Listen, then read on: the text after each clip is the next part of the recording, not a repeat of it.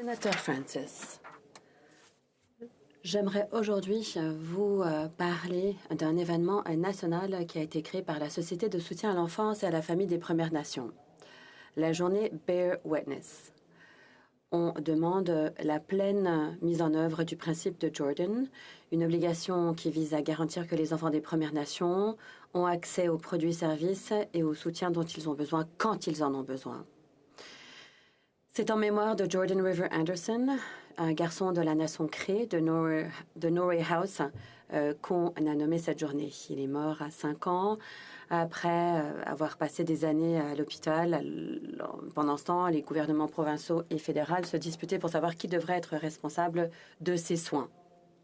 Organisée chaque année le 10 mai, la journée marque une date importante dans l'histoire du principe de Jordan. En 2016, 9 ans après le dépôt de la plainte, le Tribunal canadien des droits de la personne a estimé que le sous-financement chronique et la structure des services à l'enfance et à la famille dans les réserves constituaient de la discrimination systémique et a ordonné que le gouvernement fédéral mette en œuvre le principe de Jordan avant le 10 mai. Il a fallu beaucoup de temps pour que des progrès soient réalisés. En avril, un accord de règlement révisé a été conclu afin d'indemniser les enfants des Premières Nations qui ont subi des préjudices, c'est-à-dire qui n'ont pas eu droit aux soins dont ils avaient besoin. Il y a eu des négociations en plus dans le but de poursuivre la réforme à plus long terme.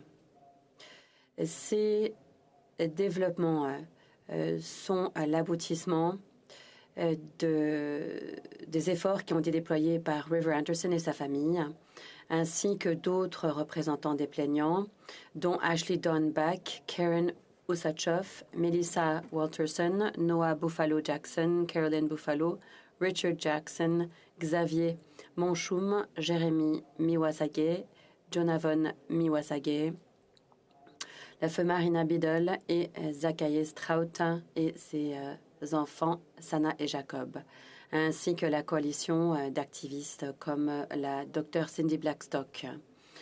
Il reste beaucoup de pain sur la planche pour assurer que les enfants autochtones grandissent heureux et en bonne santé. Mais nous devons et nous pouvons agir. En collaboration avec la Société de soutien, les sénateurs Odette Klein et moi-même soulignerons demain la journée. Nous espérons que vous vous joindrez à nous pour commémorer et honorer les victimes et les survivants. Merci.